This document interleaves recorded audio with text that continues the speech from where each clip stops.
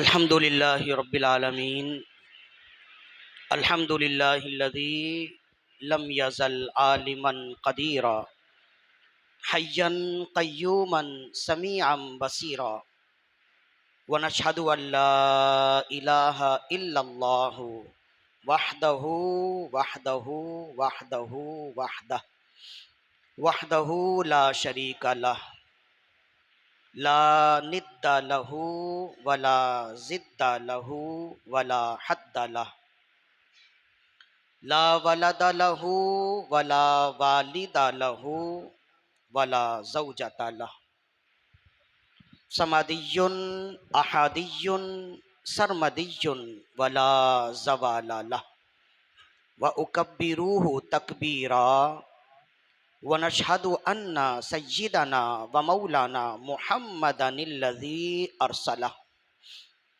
الی الخلق کافۃ بشیرا ونذیرا وداعیا الی اللہ باذنہ وسراجا منیرا وعلی آلہ واصحابہ تسلیما کثیرا کثیرا اما بعد فاعوذ باللہ من الشیطان الرجیم بسم اللہ الرحمن الرحیم فاما ان کان من المقربین فروح وریحان وجنت نعیم صدق اللہ مولانا العظیم ببرکت ان اللہ وملائکتہ یصلون علی النبی یا ایہا الذین آمنوا صلوا علیہ وسلموا تسلیما اللہم صل علی سیدنا ومولانا محمد معدن الجود والکرم وعلی آلہ واصحابہ وبارک وسلم صلاۃ وسلام علیک یا رسول اللہ صلی اللہ علیہ وآلہ وسلم فإن من جودک الدنیا وضرتها ومن علومک علم اللوح والقلم دعا الی اللہ فالمستمسکون به مستمسکون بحبل غیر منفصم مولایا صلی وسلم دائما ابدا علی حبیبک خیر الخلق کلہم ثم الرضا عن ابی بکر وعن عمر وعن علی وعن عثمان ذی الکرم یا ربی بالمصطفیٰ بلغ مقاصدنا واغفر لنا ما مضى یا واسع الکرم مولایا صلی وسلم دائما ابدا علی حبیبک خیر الخلق کلہم۔ حمد و صلات کے بعد خالق کائنات کے عطا سے فقط اس کی دی ہوئی توفیق سے ہم ایک مرتبہ پھر محفل حمد و نعت میں موجود ہیں، شب برات کی برکتوں سے، فضیلتوں سے، رحمتوں سے حصہ لے رہے ہیں۔ قبل اس کے کہ گفتگو کا آغاز کیا جائے، ایک مرتبہ اپنے آقا و مولا صلی اللہ علیہ وسلم کی بارگاہ میں انتہائی محبت و خلوص کے ساتھ درود و سلام کے نذرانے پیش کیجیے۔ اللہم صلی علی سیدنا و مولانا محمد طب القلوب و دوائہا وعافیت الابدان و شفائہا ونور الابصار و ضیائہا وروح الارواح و غذائہا وعلی آلہ و اصحابہ وبارک وسلم صلاۃ و سلام علیک یا رسول اللہ صلی اللہ علیہ وآلہ وسلم۔ حمد و صلات کے بعد تمام تر تعریفات، تمام تر محاسن و مکارم و محامد اسی ذوالجلال والاکرام کے لیے ہے جس نے لفظ کن سے کائنات کی تخلیق فرمائی۔ تمام زبانوں کی حمد و ثنا صرف اور صرف اسی رب لم یزل کے لیے ہے جس نے دنیا میں انسانوں کو پیدا فرمایا اور انسانوں کی ضروریات زندگی کی تمام اشیاء کو مہیا، مسجع، مرصع، مرقع فرمایا۔ آج ہم یہاں موجود ہیں، شب برات کی فضیلتوں سے، رحمتوں سے بہرہ ور ہو رہے ہیں۔ سب سے پہلے دعا کیجئے کہ اللہ رب العزت ہمارا یہاں آنا اور احباب کا ہمیں بلانا اپنی بارگاہ میں قبول و مقبول فرمائے۔ جتنے احباب جن جن نیتوں کے ساتھ یہاں حاضر ہوئے، اللہ تعالیٰ اس رات کے صدقے، اس پاکیزہ ترین مقام اور اپنے گھر کے صدقے ہر ایک کی بگڑی بنائے، جو بیمار ہیں اللہ رب العزت انہیں صحت و عافیت عطا فرمائے، جو صحت و عافیت میں ہیں اللہ تعالیٰ ان کی صحت و عافیت میں بقا اور دوام عطا فرمائے، جو تنگ دست ہیں اللہ تعالیٰ اس رات کے صدقے، اس محفل پاک کے صدقے، اپنے پاکیزہ ترین گھر کے صدقے اللہ تعالیٰ انہیں راحت و سکون عطا فرمائے، جو بے چینیوں میں ہیں اللہ تعالیٰ انہیں چین عطا فرمائے، جو تنگ دستی میں ہیں اللہ تعالیٰ انہیں فراغ دستی عطا فرمائے، جو بے روزگار ہیں انہیں برسرے روزگار کرے، جو برسرے روزگار ہیں اللہ تعالیٰ ان کی روزیوں میں مزید برکتیں عطا فرمائے، ہر ایک کے لیے رزق حلال کے مزید اچھے اور آسان اسباب و ذرائع عطا فرمائے۔ یہ رات شب برات، اسے لیلۃ البراءت بھی کہتے ہیں اور لیلۃ السق بھی کہتے ہیں، لیلۃ النجات بھی کہتے ہیں، اس کے مختلف نام قرآن و احادیث میں بیان کیے گئے، کتابوں میں موجود ہیں۔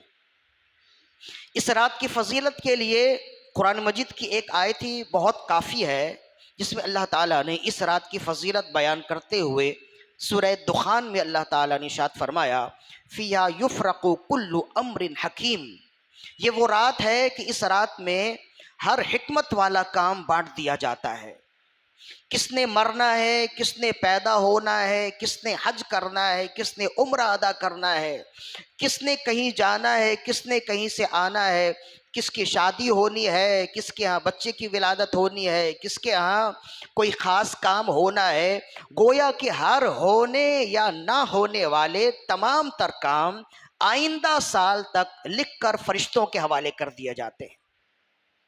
ایسی عظیم رات ہے، اور اس رات کی فضیلت کے لیے اتنا ہی کافی ہے کہ قرآن مجید کی اس آیت میں اللہ تعالیٰ نے لیلۃ البراءت کے بارے میں ارشاد فرمایا فیہا یفرق کل امر حکیم، کہ اس رات ہر حکمت والا کام بانٹ دیا جاتا ہے۔ ہاں اقوال ہوتے ہیں، علماء کے اقوال ہوتے ہیں، مفسرین کے اقوال ہوتے ہیں، ایک ہی آیت کے کئی معنی ہوتے ہیں، ایک ہی آیت سے بہت سے مسائل نکلتے ہیں، تو کسی بھی کام یا کسی بھی آیت میں اختلاف کا ہونا اس بات کی دلیل نہیں ہے کہ اس چیز کی کوئی حقیقت ہی نہ ہو۔ جناب اس میں اختلاف ہو گیا تو مطلب یہ ہے کہ جس بات میں، جس کام میں اختلاف ہو گیا، گویا اب وہ کام ہم نے کرنا ہی نہیں ہے۔ جیسے کہ ہمارے اس زمانے میں لوگوں کا مزاج بن گیا، جب کہا گیا کہ فیہا یفرق کل امر حکیم سے مراد شب برات ہے، تو آواز آئی اس سے مراد تو لیلۃ القدر ہے، جو ماہ رمضان کے آخری عشرے میں ہے، جس کو تلاش کرنے کا رسول اللہ صلی اللہ علیہ وسلم نے حکم دیا۔ تو اس کا جواب یہ ہے کہ بے شک ایک قول کے مطابق لیلۃ القدر بھی ہے، تو دوسرے قول کے مطابق شب برات بھی ہے، تو کیوں نہ ایسا ہو کہ ہم دونوں قول پر عمل کریں، لیلۃ القدر پر بھی جاگ کر ہم عبادت کریں، شب برات میں بھی جاگ کر عبادت کریں۔ چھوڑنے سے تو بہتر ہے کہ دونوں پر عمل کر لیا جائے نا۔ تو دونوں پر عمل کرنے کے بجائے اب لوگوں کو ورغلایا جائے، لوگوں کے اذہان کو تشویش میں مبتلا کیا جائے اور کہا جائے کہ جناب شب برات کی تو کوئی حقیقت ہے ہی نہیں، لہذا اس شب جاگ کر عبادت کرنا بیکار ہے، فضول ہے۔ تو ان سے جب کہا جائے کہ قرآن مجید کی یہ آیت ہے، تو پھر کہیں کہ اس سے مراد تو لیلۃ القدر ہے، تو اقوال مفسرین کے موجود ہیں، ابن عباس رضی اللہ عنہ کا قول موجود ہے، تو جب مفسرین کے اقوال موجود ہیں تو بہتر یہی ہوتا ہے، میانہ روی اسی کو کہتے ہیں اور اعتدال پسندی اسی کو کہتے ہیں کہ انہیں بھی تسلیم کر لیا جائے، انہیں بھی تسلیم کر لیا جائے۔ ہم عشق کے بندے ہیں، کیوں بات بڑھائی ہے؟ دونوں کو تسلیم کر لیا جائے نا، چہ جائے کہ آپ یکسر اس کا انکار ہی کر دیں اور کہہ دیں کہ اس کی کوئی حقیقت ہی نہیں ہے۔ ایک آیت، دوسری حدیث جس میں شب برات سے متعلق خود رسول اللہ صلی اللہ علیہ وسلم کا فرمان ملتا ہے۔ اب کل تک تو کہتے تھے کہ سیاہ ستہ کی حدیث دکھاؤ، اب جب ہم نے سیاہ ستہ کی احادیث دکھانی شروع کی تو پھر کہتے ہیں کہ یہ حدیث ضعیف ہے، یہ حدیث کمزور ہے۔ تو سیاہ ستہ یہ ان 6 کتابوں کا مجموعہ ہے جس میں تمام امت کا اتفاق ہے کہ اس میں مضبوط ترین احادیث موجود ہیں۔ انہی مضبوط ترین احادیث میں مولا علی رضی اللہ عنہ سے ایک روایت موجود ہے جو سنن ابن ماجہ میں ہے۔ سنن ابن ماجہ میں یہ حدیث موجود ہے۔ مولا علی رضی اللہ عنہ فرماتے ہیں قال رسول اللہ صلی اللہ علیہ وسلم، رسول اللہ صلی اللہ علیہ وسلم نے ارشاد فرمایا اذا کانت لیلۃ النصف من شعبان فقوموا لیلہا وصوموا نہارہا۔ اے میرے غلاموں، جب شعبان المعظم کی 15 تاریخ کی رات آ جائے تو اس رات میں جاگ کر عبادت کرو اور اس کے دن میں روزہ رکھو۔ تو اب اتنی صاف اور واضح فرمان موجود ہونے کے باوجود اگر کوئی شک کرے تو مطلب یہ ہے کہ اس سے شک کی بیماری ہے نا۔ اور پھر رسول اللہ صلی اللہ علیہ وسلم نے ارشاد فرمایا فقوموا لیلہا وصوموا نہارہا، اس کی رات میں عبادت کرو، قیام کرو اور اس کے دن میں روزہ رکھو۔ فإن اللہ عز وجل ينزل فيها لغروب الشمس الى سماء الدنیا، اس لیے کہ اس رات کی اہمیت یہ ہے کہ جیسے ہی سورج غروب ہوتا ہے اللہ رب العزت آسمان دنیا پر نزول اجلال فرماتا ہے اپنی شان کے لائق، اور جب تک سورج طلوع نہ ہو جائے یعنی فجر تک یہ ندا ہوتی رہتی ہے الا من مسترزق فارزقہ، ہے کوئی رزق طلب کرنے والا کہ میں اسے روزی دوں، ہے کوئی الا من مستغفر لی فاغفر لہ، ہے کوئی مجھ سے بخشش طلب کرنے والا کہ میں اسے بخش دوں، الا مسترزق فارزقہ، ہے کوئی روزی طلب کرنے والا میں اسے روزی عطا کروں، الا مبتلن فاعافیہ، ہے کوئی دکھ کا مارا، ہے کوئی تنگی والا، ہے کوئی ٹوٹے ہوئے دل والا کہ وہ اپنا دکھ مجھ سے بیان کرے اور میں اس کا دکھ ختم کر دوں، الا قضا الا قضا، ہے کوئی روزی مانگنے والا، ہے کوئی تکلیف سے نجات چاہنے والا، ہے کوئی شدت و حدت سے آسودگی چاہنے والا، ہے کوئی تنگ دستی کو دور کر کے آسودہ حالی مانگنے والا، ہے کوئی حتی یطلع الفجر، یہ رب کی ندا ہوتی رہتی ہے جب تک فجر طلوع نہ ہو جائے، جب تک فجر طلوع نہ ہو یہ رب کی ندا ہوتی رہتی ہے۔ یہ سنن ابن ماجہ کی حدیث ہے، اور جامع ترمذی میں جو حدیث موجود ہے اس میں یہ بات ہے کہ رسول اللہ صلی اللہ علیہ وسلم، بہت مشہور حدیث جناب عائشہ صدیقہ رضی اللہ عنہا سے روایت کہ ایک رات جناب عائشہ صدیقہ رضی اللہ عنہا نے جب رسول اللہ صلی اللہ علیہ وسلم کو اپنے پاس نہ پایا تو آپ مختلف حجرات میں تلاش کرنے لگیں تو معلوم ہوا کہ رسول اللہ صلی اللہ علیہ وسلم کہیں دوسری جگہ موجود ہیں، بقیع غرقت میں موجود ہیں، یعنی جنت البقیع میں موجود ہیں۔ جب رسول اللہ صلی اللہ علیہ وسلم کی بارگاہ میں حاضر ہوئے، صحابہ کرام بھی حاضر ہوئے، جناب صدیقہ رضی اللہ عنہا بھی حاضر خدمت ہوئی، تو رسول اللہ نے فرمایا اے عائشہ، کیا تم سمجھتی تھی کہ میں تمہارے ساتھ خدا نہ خواستہ ناانصافی کروں گا کہ تمہاری باری کے دن میں کسی دوسرے کے کمرے میں رات گزار لوں، وقت گزاروں؟ عرض کرنے لگی یا رسول اللہ صلی اللہ علیہ وسلم، میں نے آپ کو اپنے ساتھ نہ پایا تو مجھے غم ہوا، مجھے خطرہ ہوا، نہ جانے آپ کہاں تشریف لے گئے، بس آپ کو تلاشتے ہوئے یہاں تک پہنچ گئی۔ یا رسول اللہ، اس رات کی کیا تخصیص ہے؟ آپ یہاں آ کر تسبیح پڑھ رہے ہیں، یہاں آ کر سجدے میں ہیں۔ تو رسول اللہ صلی اللہ علیہ وسلم نے ارشاد فرمایا اے عائشہ، یہ نصف شعبان کی رات ہے، اور اس رات میں اللہ تعالیٰ ایسی برکتوں کا نزول فرماتا ہے کہ قبیلہ بنو بکر کی بکریوں کے بالوں کے برابر میری امت کے گناہ گاروں کو دوزخ سے آزاد فرماتا ہے۔ تو یہ حدیث موجود ہے نا، جو جامع ترمذی کی حدیث ہے، ابن ماجہ کی حدیث ہے، تو ان احادیث کے ہوتے ہوئے اگر ہم عمل کرتے ہیں تو پھر برا کیا کرتے ہیں؟ ان لوگوں کو کتنا ثواب ملتا ہے جنہوں نے روکا ہے۔ ہاں، گھوم پھر کر ایک ہی بات آتی ہے کہ یہ احادیث ضعیف ہے۔ جب ہم کہیں نا کہ یہ حدیث موجود ہے، یہ حدیث موجود ہے، تو یہ بھی اچھی طرح یاد رکھیے کہ شعبان المعظم کی اہمیت کے حوالے سے، شعبان المعظم میں عبادت کے حوالے سے، اس کی فضیلت کے حوالے سے جو احادیث موجود ہیں وہ حسن لغیرہ بھی ہیں، حسن کے درجے تک بھی ہیں اور صحیح کے درجے تک بھی ہیں. لیکن بہرحال بعضوں کو ضد ہے کہ یہ حدیث ضعیف ہے، لہذا جب ضعیف حدیث ہے تو اس پر عمل نہ کیا جائے. اور پھر آپ دیکھتے ہیں آج کل تو لوگ سوشل میڈیا سے ہی دین سیکھتے ہیں نا. اب ممبر و محراب سے دین سیکھنا تو لوگوں نے چھوڑ دیا ہے. تو جب ممبر و محراب سے دین سیکھنا چھوڑ دیا تو خود بھی گمراہ ہو رہے ہیں، لوگوں کو بھی گمراہ کر رہے ہیں. لہذا دین جو ہے نا، دین سیکھنے کا مرکز مسجد ہے، ممبر و محراب ہے. وارثین ممبر و محراب جو آپ کو دین سکھائیں وہی اصل دین ہے. سوشل میڈیا سے جو بھی آپ نے 1-2 منٹ کے کلپ سن لیے تو اس پر آپ اعتماد نہ کریں، نہ اس پر عقیدہ رکھیں، نہ اس پر بھروسہ رکھیں. اس لیے کہ سوشل میڈیا تو یوں سمجھ لیجئے کہ پانی کے بلبلے کی طرح ہے. اس کا کیا اعتبار ہے؟ کس نے اپلوڈ کیا ہے؟ کسی نے تعمیری ذہن سے اپلوڈ کیا ہے، تخریبی ذہن سے کیا ہے، کیا آپ کو خبر ہے؟ لہذا دین سیکھنے کے لیے ممبر و محراب موجود ہے. وارثین ممبر و محراب آج کے دن تک موجود ہیں جو ہمیں دین سکھا رہے ہیں. تو ہمارے لیے لازم ہے کہ ہم انہی کی اتباع کریں، انہی کی پیروی کریں.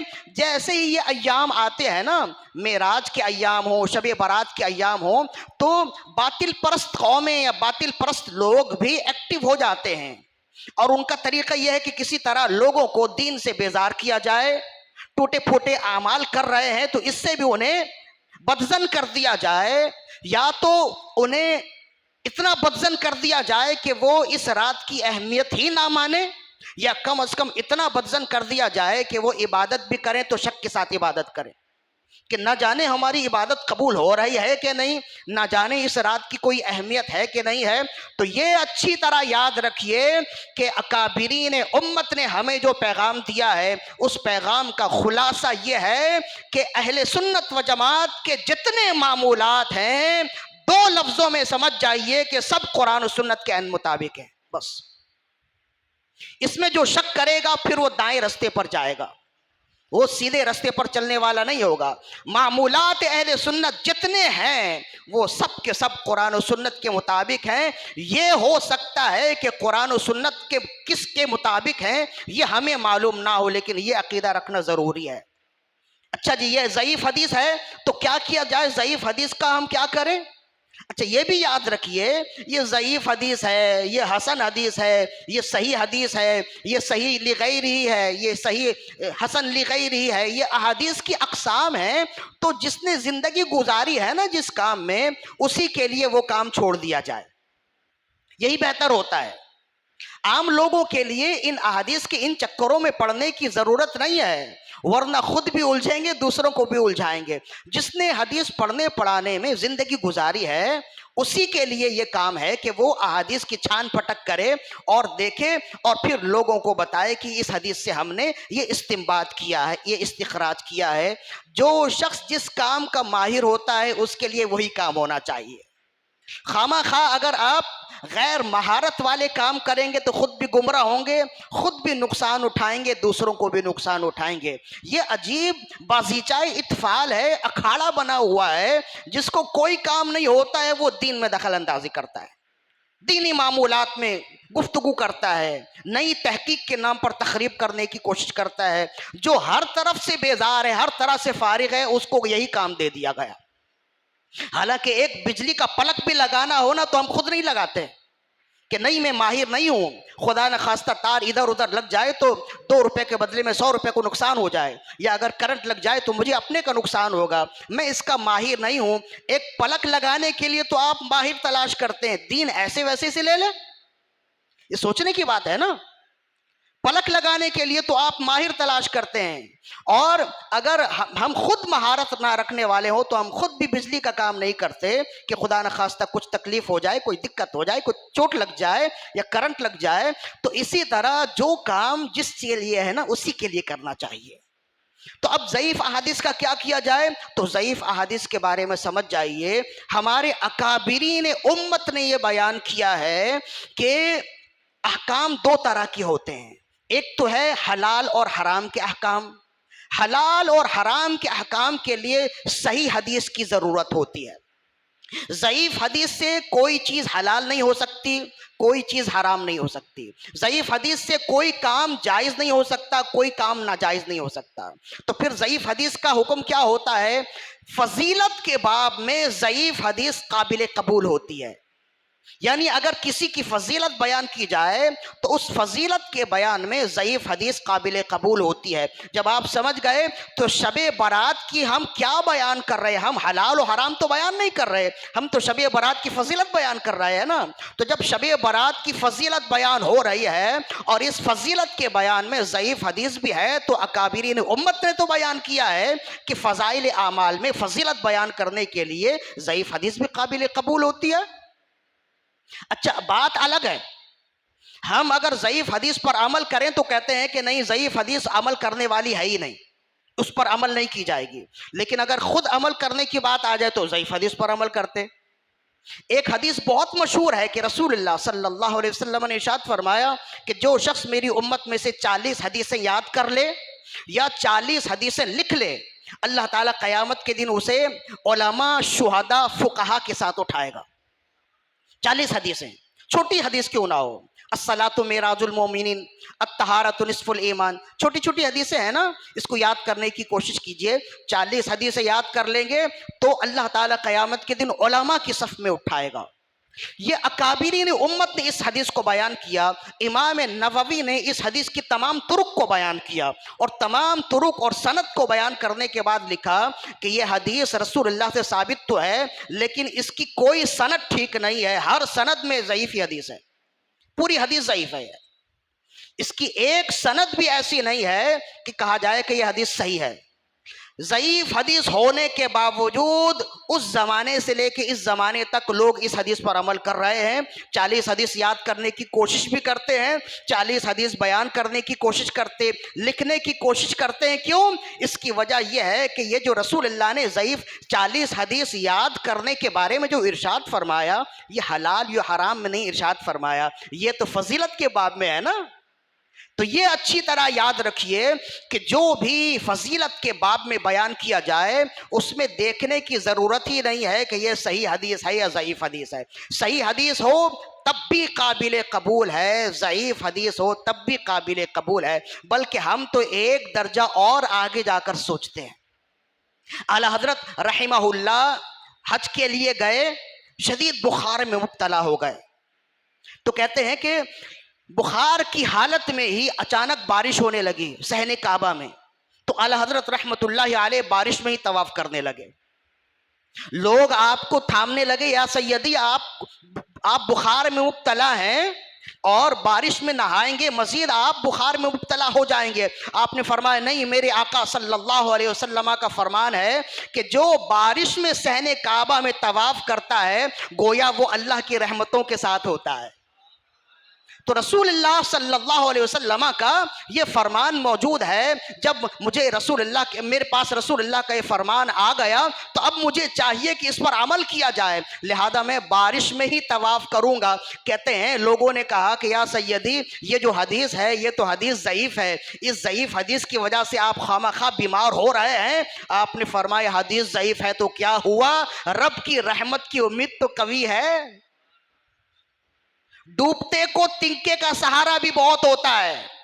زندگی بھر ہم آزمائشوں میں ہیں، زندگی بھر غفلتوں میں ہیں، نہ نماز کا ٹھکانہ ہے، نہ روزوں کا کچھ پتہ ہے، نہ ذکر و اذکار کا کچھ پتہ ہے۔ ایک رات ایسی ملتی ہے جس میں لوگ جمع ہو جاتے ہیں، کچھ ٹوٹی پھوٹی عبادت کر لیتے ہیں، کچھ ذکر و اذکار کر لیتے ہیں۔ امید کیا ہے کہ ہو سکتا ہے کہ رب فقط اپنے فضل و کرم سے ہمیں اس رات کے صدقے میں بخش دے۔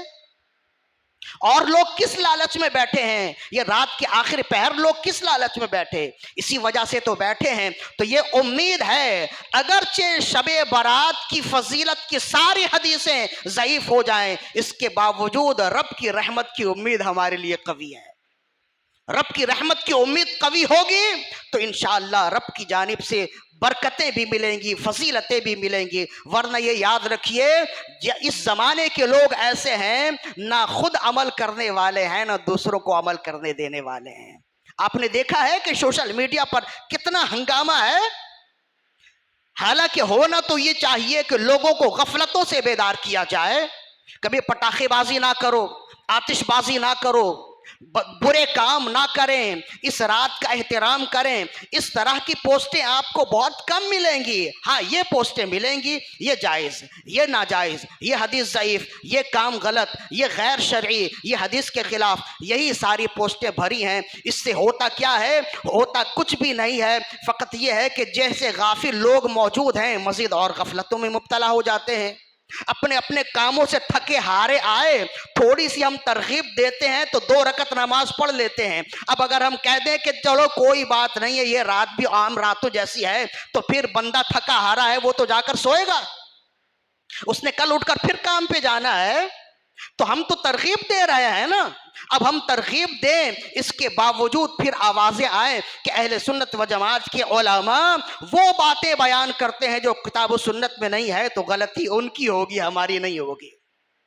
لہذا یہ اچھی طرح یاد رکھیے اور اپنے عقیدے کو مضبوط کر کے بیٹھیے کہ ہم یہاں اس رات میں بیٹھے ہیں. اس رات کی ایک زندہ حقیقت موجود ہے جو قرآن و سنت میں موجود ہے، اور اکابرین امت اس کی حقیقت بیان کرتے چلے آئے، اس کی فضیلت بیان کرتے چلے آئے، جو ہم نے قرآن مجید کی آیت سے بھی ثابت کیے اور احادیث مقدسہ سے بھی ثابت کیا. صلو علی الحبیب، اللہم صلی علی سیدنا و مولانا محمد معدن الجود والکرم وعلی آلہ واصحابہ وبارک وسلم. صلاۃ و سلام علیک یا رسول اللہ صلی اللہ علیہ وآلہ وسلم.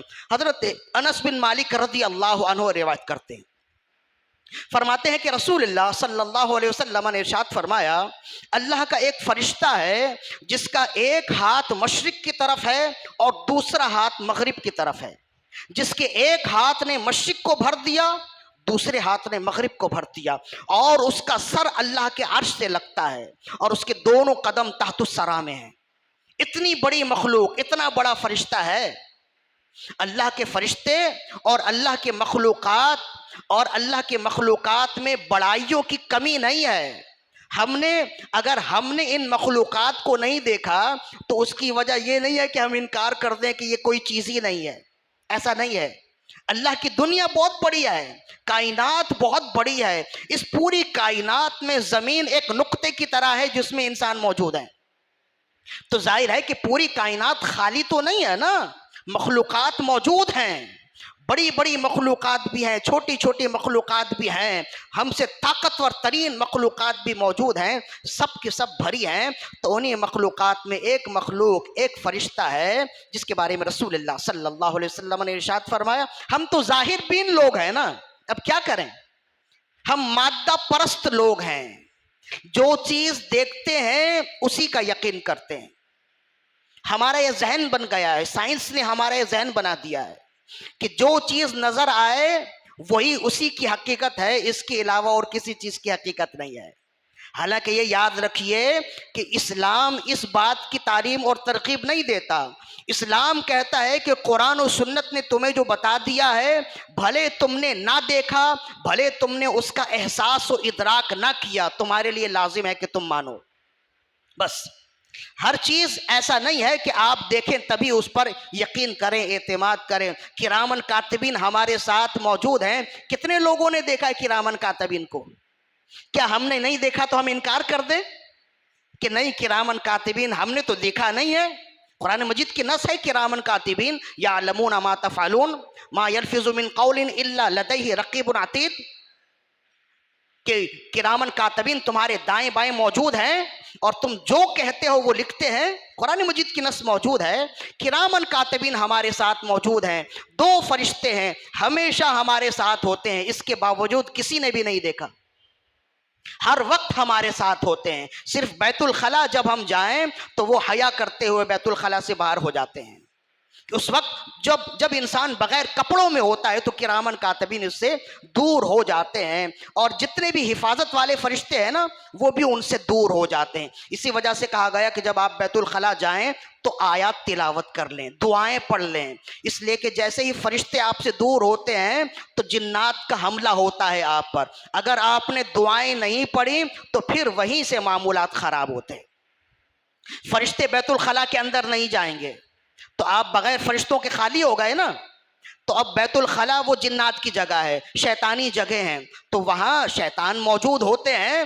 تو اسی وجہ سے کہا گیا کہ جب آپ اس طرح کی جگہوں میں جائیں تو بسم اللہ پڑھ لیں، اور جو دعائیں ہیں بیت الخلا میں جانے کے لیے، بیت الخلا سے نکلنے کی دعائیں، وہ دعائیں پڑھ لیں. تو رسول اللہ نے فرمایا جب انسان بیت الخلا جانے سے پہلے دعائیں پڑھ لیتا ہے تو جنات اور انسان کے درمیان میں ایک پردہ ہو جاتا ہے، وہ اسے دیکھ نہیں سکتے.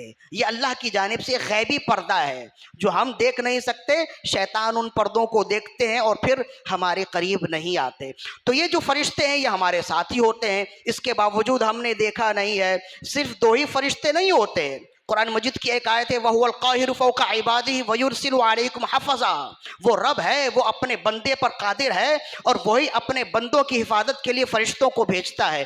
اس کی تفسیر میں علماء کرام، امام سیوطی نے بھی لکھا کہ 700 فرشتے ایک بندے کے ساتھ ہوتے ہیں. 700 فرشتے ایک بندے کے ساتھ مامور ہوتے ہیں جو اسے جنات سے، شیاطین سے روک رہے ہوتے ہیں.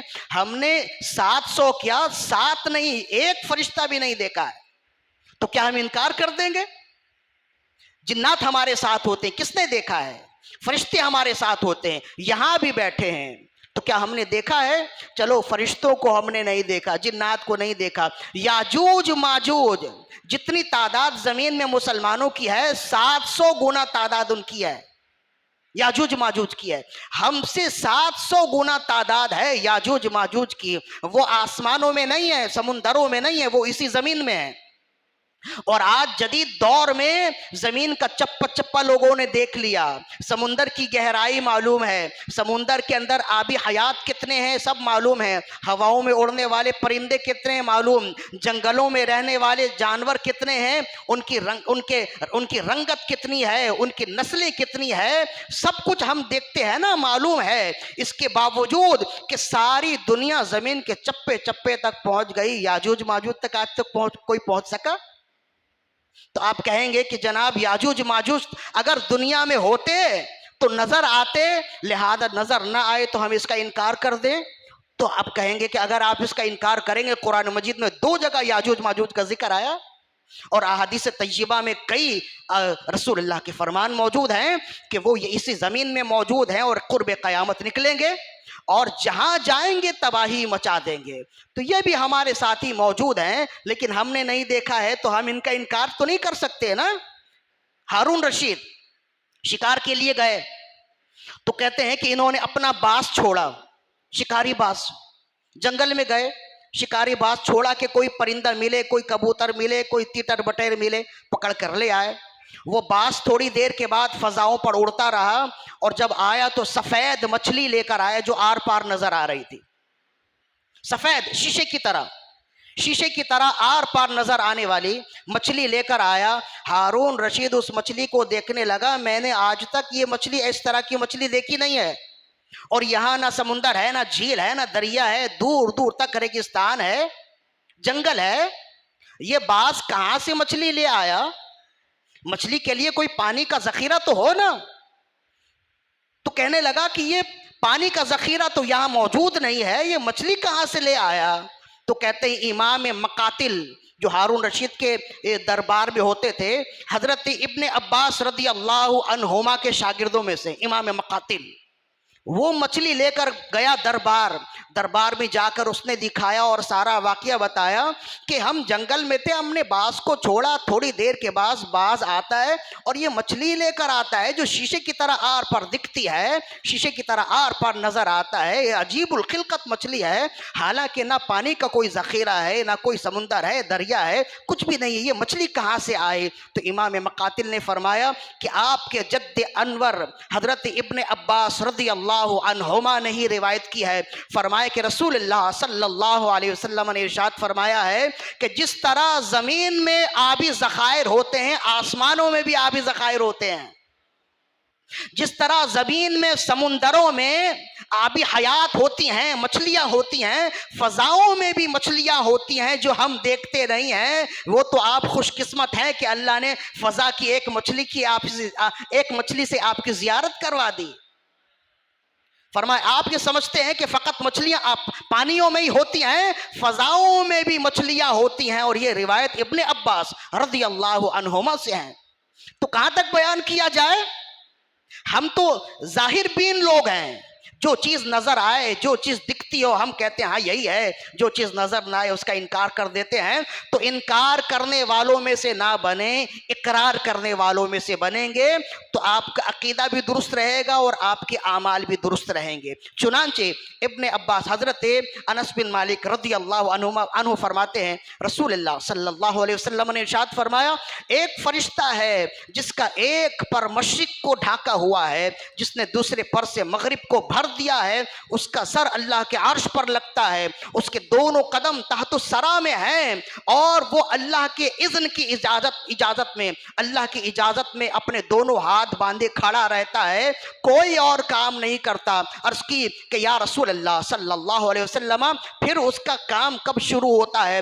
فرمایا ماہ شعبان المعظم میں جب 15ویں تاریخ کو کوئی شخص آقائے نامدار محمد الرسول اللہ صلی اللہ علیہ وسلم پر درود و سلام پڑھتا ہے، ایک مرتبہ درود و سلام پڑھے، رب کی جانب سے حکم ہوتا ہے اے میرے فرشتے اب تمہارا کام شروع ہو گیا۔ وہ فرشتہ اپنا پر پھیلاتا ہے، ہر ایک پر سے ایک ایک فرشتہ پیدا ہوتا ہے، اور رب کی بارگاہ سے یہ حکم ہوتا ہے جتنے فرشتے پیدا ہوئے قیامت تک درود و سلام پڑھنے والے کے لیے توبہ و استغفار کرتے رہیں گے۔ صلو علی الحبیب اللہم صلی علی سیدنا و مولانا محمد معدن الجود والکرم وعلی آلہ و اصحابہ وبارک وسلم صلاۃ و سلام علیک یا رسول اللہ صلی اللہ علیہ وآلہ وسلم۔ اب سوال یہ ہے کہ درود و سلام پڑھنے کی یہ فضیلت تو شعبان المعظم کے حوالے سے ہی ہے نا، حالانکہ درود و سلام پڑھنا سال کے کسی بھی دن میں ہو وہ مقبول ہے اور اس کی بڑی فضیلت ہے۔ درود و سلام پڑھنے والا سال کے کسی بھی دن کے کسی بھی حصے میں درود و سلام کے نذرانے پیش کرے وہ رب کی بارگاہ میں محبوب ہے، اور بارگاہ رسالت میں بھی وہ محبوب ہے۔ تو یہاں درود و سلام پڑھنے کی تخصیص شعبان المعظم میں کیوں کی گئی ہے؟ تو اسے سمجھنے کے لیے یہ سمجھ لیجئے کہ عبادت ایک ہی ہوتی ہے، اگر زمانہ بدل جائے عبادت کی قیمت بدل جاتی ہے، اگر مکان بدل جائے عبادت کی قیمت بدل جاتی ہے۔ بس یوں سمجھ لیجئے اس کی مثال میں کہ ایک رکعت آپ اس جگہ پڑھیں اور یہی ایک رکعت صحن کعبہ میں بیت اللہ کے سامنے پڑھیں، یہاں اگر آپ ایک رکعت پڑھیں گے تو ایک رکعت کا ایک ہی ثواب ملے گا، لیکن صحن کعبہ میں پڑھیں گے تو ایک رکعت کا ثواب 1,00,000 کے برابر ملے گا۔ عابد بھی وہی ہے، معبود بھی وہی ہے، عبادت بھی وہی ہے۔ تو یہ عبادتوں کی قیمت کیسے بدل گئی؟ عبادت کرنے والا بھی وہی ہے، جس کی عبادت کر رہا ہے وہ بھی رب ہے، اور جو عبادت کر رہا ہے وہ بھی سجدہ ہے، وہی عبادت ہے۔ اس کے باوجود یہاں ایک رکعت پڑھے تو 1 رکعت کا ثواب، اور یہی 1 رکعت اگر بیت اللہ میں پڑھے تو 1,00,000 کا ثواب ہے۔ سب کچھ موجود ہے تو پھر عبادت کی قیمت کیسے بڑھ گئی؟ تو کہتے ہیں عبادت کی قیمت اس وجہ سے بڑھ گئی کہ جگہ میں تبدیلی ہو گئی۔ جب مقام بدل جائے تو عبادات کے درجات بلند ہو جاتے ہیں، گھٹ جاتے ہیں، بڑھ جاتے ہیں۔ مقامات کی تبدیلی سے عبادات کے ثوابات میں تبدیلیاں ہوتی ہیں۔ اسی طرح جیسے عبادات میں تبدیلی ہو جاتی ہے، عبادات کے ثوابات میں تبدیلی ہو جاتی ہے، اسی طرح زمانے کے مختلف ہونے سے بھی عبادتوں کے ثوابات میں تبدیلی ہو جاتی ہے۔ مثال کے طور پر آپ کہیں نہیں گئے، آپ یہیں 2 رکعت نماز پڑھیں، 1 رکعت نماز پڑھیں، 1 رکعت نماز پڑھ لیں، آج ہی پڑھیں، اور پھر یہی 1 رکعت نماز یا بلکہ 2 رکعت نماز آپ 15 دن کے بعد ماہ رمضان میں پڑھ لیں، تو کیا آپ کو یہی ثواب ملے گا؟ آج 2 رکعت آپ پڑھیں گے اس کا ثواب الگ ہوگا، 15 دن کے بعد ماہ رمضان میں جو پڑھیں گے اس کا ثواب الگ ہوگا۔ رسول اللہ نے فرمایا کہ ایک فرض کا ثواب 70 گنا ہو جاتا ہے، یعنی آج ایک فرض پڑھیں گے تو ایک ہی، 15 دن کے بعد ماہ رمضان مبارک میں پڑھیں گے تو 100 گنا یا 70 گنا ہو جاتا ہے۔ جگہ بھی وہی ہے، عبادت کرنے والا بھی وہی ہے، عبادت بھی وہی ہے، جگہ بھی وہی ہے، تو پھر اس کی قیمت کیوں بدل گئی؟ تو فرمایا وہاں مقام بدلنے سے قیمت بدل گئی، یہاں زمانہ بدلنے سے قیمت بدل گئی۔ تو زمانے کے لحاظ سے بھی اور مکان کے لحاظ سے عبادتوں اور ان کے ثوابوں میں تبدیلیاں ہوتی ہیں۔ تو شعبان المعظم کے مہینے میں پورے سال آپ درود و سلام کی کثرت کریں، تب بھی آپ کو فیض ملے گا، آپ کو برکتیں ملیں گی۔ لیکن شعبان المعظم کے مہینے میں جو درود و سلام پڑھتا ہے، اس کی فضیلت اس وجہ سے زیادہ ہے کہ امام قسطلانی رحمہ اللہ نے بیان کیا کہ شعبان المعظم کا ہی یہ مہینہ ہے، اس مہینے میں آیت درود کا نزول ہوا ہے۔ ان اللہ وملائکتہ یصلون علی النبی یا ایھا الذین آمنوا صلوا علیہ وسلموا تسلیما اللہم صل علی سیدنا ومولانا محمد معدن الجود والکرم وعلی آلہ واصحابہ وبارک وسلم۔ تو اس مہینے میں آیت درود کا نزول ہوا، اس مہینے کو نسبت خاص طور پر درود و سلام والی آیت سے ہے۔ اس وجہ سے اس مہینے میں اگر کوئی درود و سلام پڑھے تو اللہ تعالیٰ اسے مزید اور انعامات عطا فرماتا ہے، بارگاہ رسالت سے مزید اور اسے صدقات و خیرات عطا کیے جاتے ہیں۔ صلو علی الحبیب اللہم صلی علی سیدنا و مولانا محمد معدن الجود والکرم وعلی آلہ واصحابہ وبارک وسلم صلاۃ و سلام علیکہ یا سیدی یا رسول اللہ صلی اللہ علیہ وآلہ وسلم۔ ماہ شعبان المعظم کے حوالے سے، اس رات کے حوالے سے ہم نے جو بیان کیا، اسی کو ہمارے اکابرین نے بھی بیان کیا۔ ہم تو اپنے اکابرین کے ساتھ ہی چلنے والے ہیں نا، ہم سوشل میڈیا کے ساتھ چلنے والے نہیں کہ جس کو من آیا اس نے اپنی چھوٹی سی جگہ پر، اپنے چھوٹے سے مکان پر اس نے اپنا ایک اسٹوڈیو بنا لیا اور مختلف باتیں ریکارڈ کرتا رہا، سوشل میڈیا پر اپلوڈ کرتا رہا، اس سے وہ سمجھ رہا ہے کہ اس نے دین کا کام کر لیا۔ ہمیں دین کا کام نہ ایسے سکھایا گیا اور نہ ہی ہمارے اکابرین نے ہمیں سکھایا۔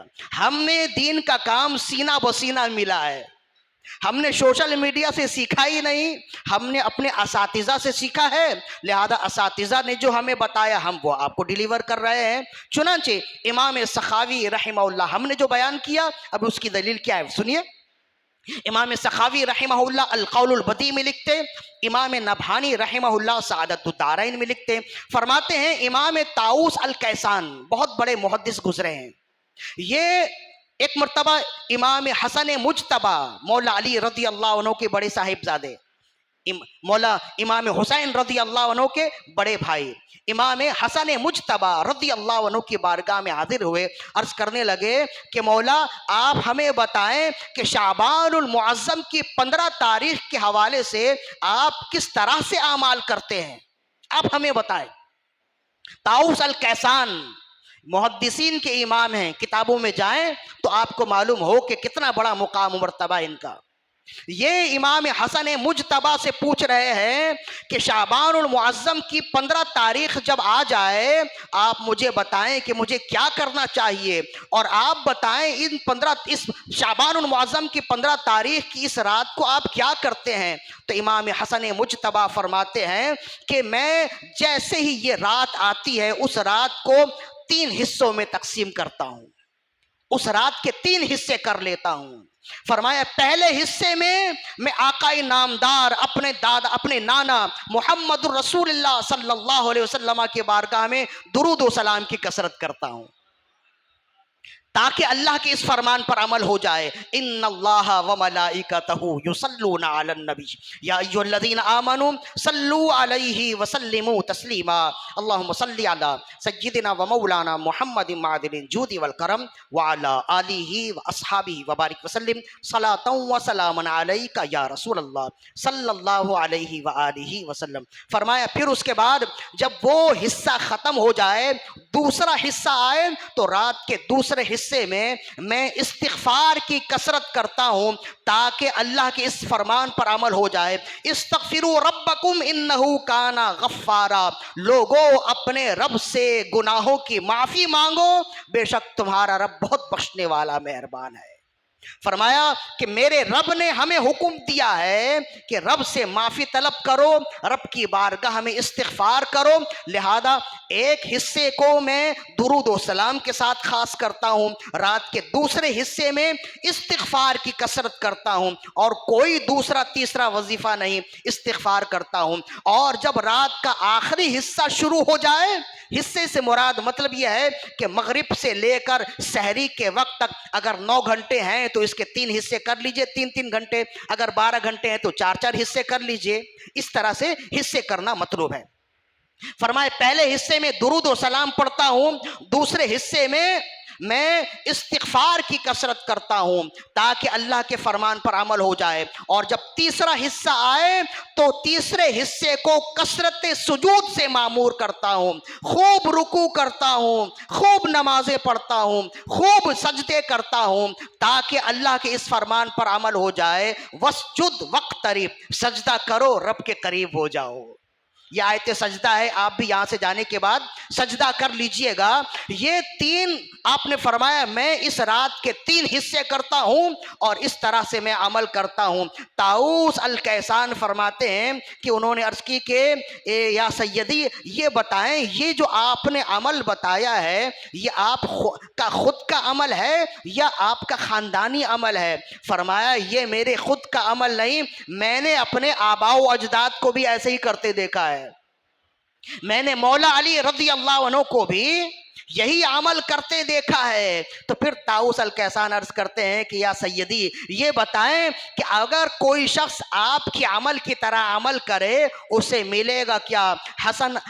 امام حسن المجتبی فرماتے ہیں میں نے یہی سوال اپنے بابا جان مولا علی رضی اللہ عنہ سے کیا کہ اس شب اگر کوئی شخص اپنے شب کے 3 حصے کرے اور وہی عمل کرے جس طرح سے آپ کرتے ہیں تو بتائیں اس میں ملے گا کیا؟ تو مولا علی رضی اللہ عنہ نے فرمایا میں نے رسول اللہ صلی اللہ علیہ وسلم سے بھی ایسے ہی پوچھا کہ یا رسول اللہ اس شب کے 3 حصے کرے، پہلے حصے میں درود و سلام کی کثرت، دوسرے حصے میں استغفار کی کثرت، تیسرے حصے میں نمازوں کا اہتمام کرے، تو یا رسول اللہ کوئی شخص ایسا کرے گا تو اسے ملے گا کیا؟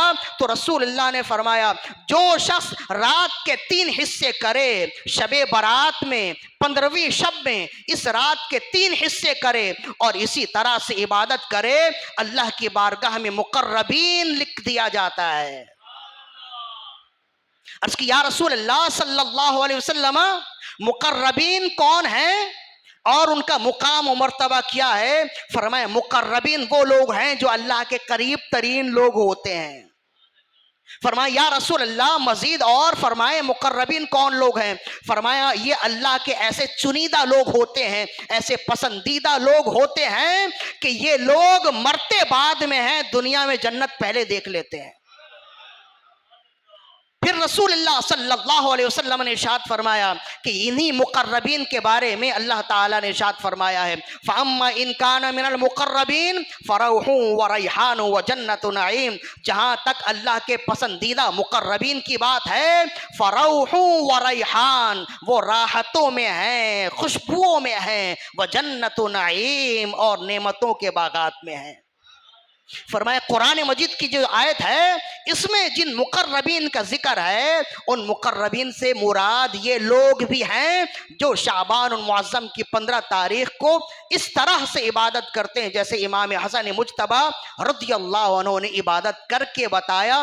فرمایا یہ لوگ مقربین میں ہو جائیں گے، اور پھر امام مظہری فرماتے ہیں کہ وہ خوشبوؤں میں ایسے ہوتے ہیں کہ مقربین جو اس شب میں عبادت کرتے ہیں جب روح نکلنے کا وقت قریب آتا ہے، جب موت کا وقت قریب آتا ہے، امام مظہری فرماتے ہیں کہ اللہ نے فرمایا فروح و ریحان مقربین راحتوں میں ہوتے ہیں، خوشبوؤں میں ہوتے ہیں۔ امام مظہری فرماتے ہیں مقربین پر خاص رب کی عطا ایسی ہوتی ہے کہ جب اس کی موت کا وقت قریب آتا ہے تو فرشتہ جنت سے ایک گلاب کی ٹہنی توڑ کر لاتا ہے، اس کی خوشبو سنگھاتا ہے تو اس کی خوشبو ایسی مسحور کن ہوتی ہے کہ پھر روح کب نکل گئی کسی کو خبر نہیں ہوتی ہے۔ جب فرشتہ وہ پھول لے کر جاتا ہے تو روح پھول کے پیچھے پیچھے چلی جاتی ہے۔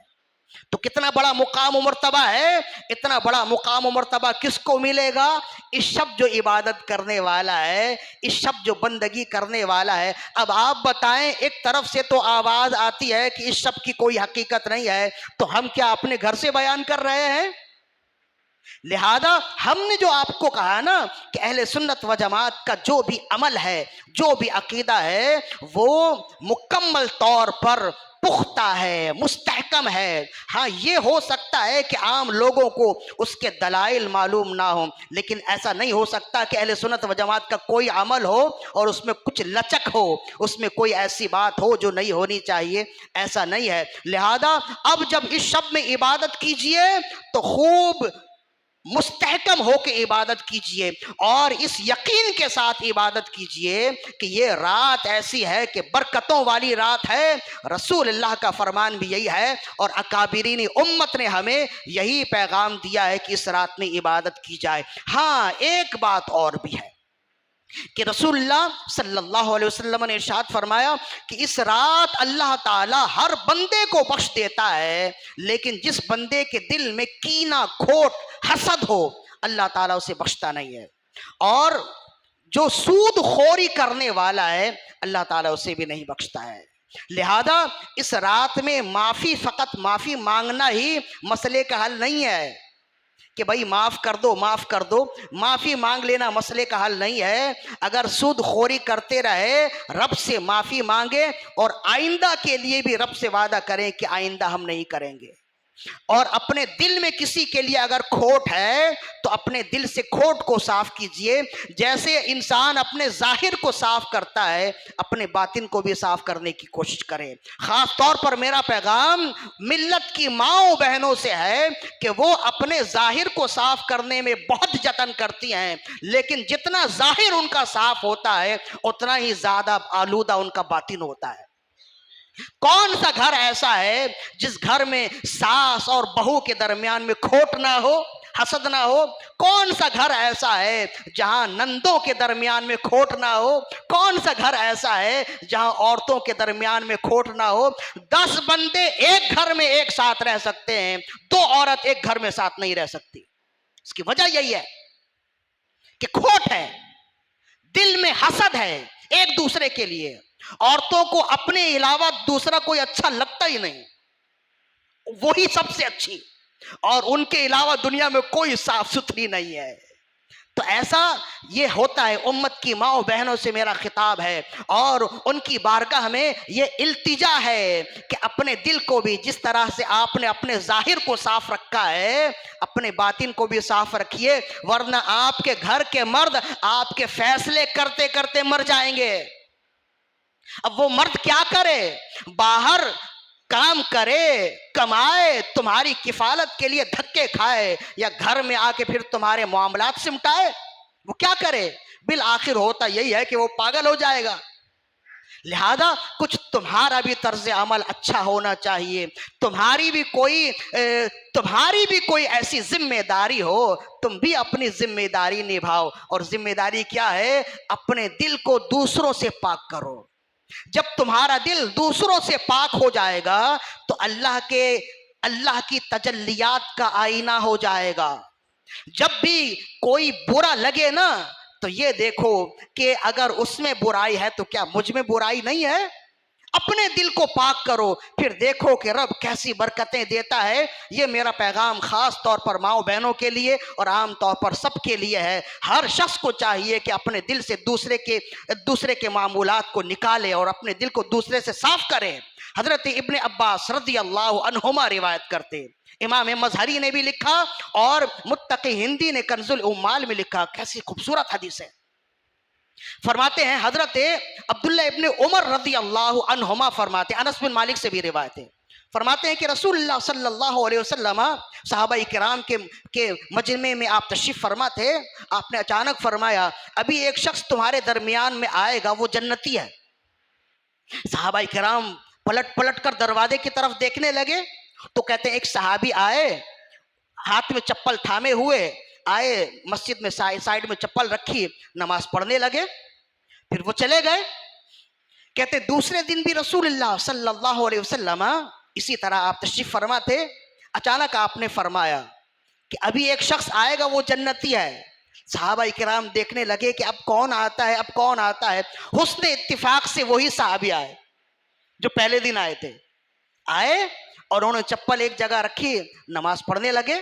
صحابہ کرام اشش کرنے لگے کہ یہ کیسا شخص ہے، یہ کیسا خوش قسمت ہے کہ زمین میں چل رہا ہے لیکن جنت اس کی طالب ہے، جنت اس کا ٹھکانہ ہے۔ کتنی خوش قسمتی ہے، ہمیں تو معلوم بھی نہیں ہے کہ ہمیں جنت ملے کہ کیا ملے، لیکن جس کے لیے رسول اللہ نے فرما دیا جنتی ہے، جس طرح جنت کا ہونا یقینی ہے اس کا جنتی ہونا یقینی ہے۔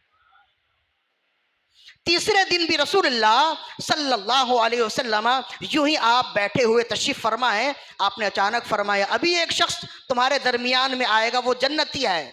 اب پھر صحابہ کرام دروازے کی طرف دیکھنے لگے، اب کون آتا ہے، اب کون آتا ہے۔ تیسری بار بھی وہی صحابی آئے، نماز پڑھ کر جب جانے لگے تو کہتے ایک صحابی چپکے سے اٹھے، حضرت عبداللہ ابن عمر ابن ابی العاص رضی اللہ عنہما، یہ صحابی ہیں، یہ چپکے سے اٹھے اور شام کے وقت ان کے گھر پہنچ گئے۔ اب دیکھنا ہے کہ یہ جنتی کیسے ہیں، ایسا کون سا خاص عمل ہوتا ہے جو جنتی ہے۔ تو کہتے ہیں کہ دن بھر ان کے پیچھے پیچھے رہے کہ دیکھیں تو صحیح کون سا خاص عمل کرتے ہیں۔ تو دن بھر پیچھے پیچھے چلنے کے بعد بھی انہیں کوئی خاص عمل ملا نہیں۔ تو سوچنے لگے، دل میں خیال آیا شاید رات کی تنہائی میں کوئی خاص عمل کرتے ہوں، تو اب رات میں ان کے گھر کیسے گزارے۔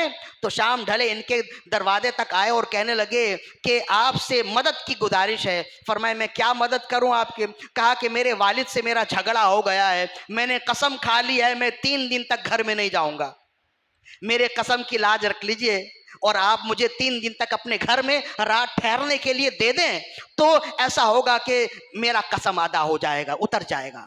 تو آپ نے فرمایا ٹھیک ہے کوئی بات نہیں، اہل محلہ تھے۔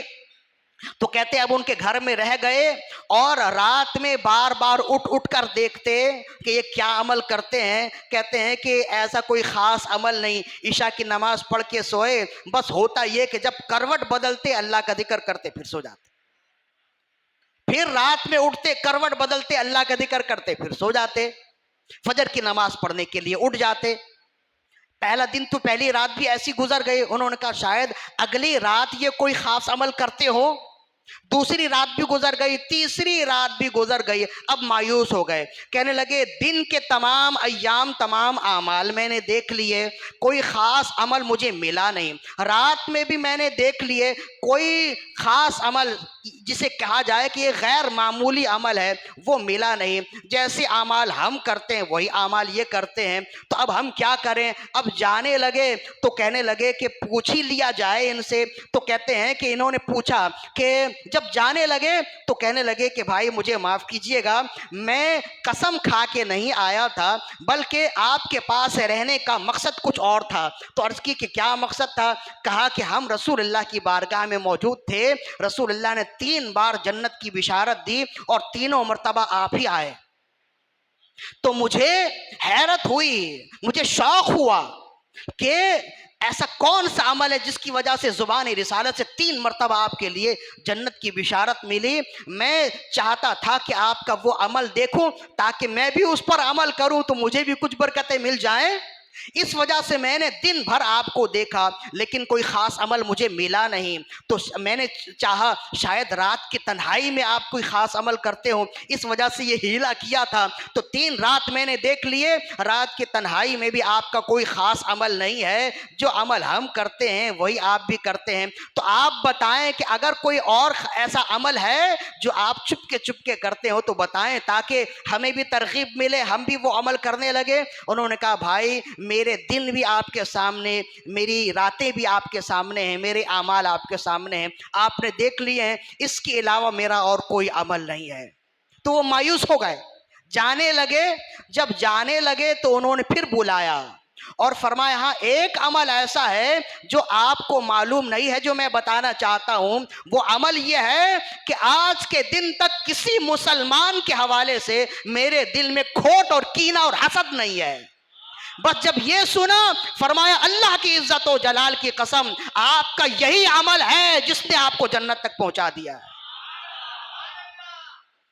یہ امام متقی ہندی کی کنز العمال میں حدیث ہے۔ اور وہ صحابی کون تھے؟ حضرت سعد بن ابی وقاص رضی اللہ عنہ، فاتح مصر ہیں سعد بن ابی وقاص، مستجاب الدعوات، جس کے لیے دعا کر دیں وہ اس کی دعا قبول ہو جائے، جس کے خلاف دعا کر دیں اس کے لیے اس کی دعا قبول ہو جائے۔ یہ وہ صحابی ہیں حضرت سعد بن ابی وقاص رضی اللہ عنہ۔ تو میرا پیغام بھی پہنچ گیا، عقیدہ بھی معلوم ہو گیا، عمل بھی معلوم ہو گیا۔ اس رات عبادت کیجئے، اور رسول اللہ نے فرمایا جس کے دل میں کھوٹ ہوتا ہے اللہ اس رات میں اس کی بخشش نہیں فرماتا۔ لہذا جس کے دل میں کھوٹ ہے اپنے دل سے کھوٹ نکالیے، بھائیوں سے حسد نکالیے، بھائیوں سے بغض و عداوت نکالیے، بہنوں سے بغض و عداوت نکالیے، اپنے گھر میں مدنی ماحول بنائیے۔ جب آپ کا دل دوسرے کے لیے صاف ہوگا انشاءاللہ دوسرے کا دل آپ کے لیے بھی صاف ہوگا۔ جب آپ کا دل صاف ہوگا تو رب کی تجلیات کا آئینہ ہوگا، جب رب کی تجلیات کا آئینہ آپ کا سینہ ہوگا تو پھر رسول اللہ صلی اللہ علیہ وسلم کی برکتوں کا مدینہ ہوگا۔ اللہ تعالیٰ سے دعا ہے کہ رب عز و جل ہماری آج کی حاضری اپنی بارگاہ میں قبول و مقبول فرمائے۔ وما علینا الا البلاغ المبین۔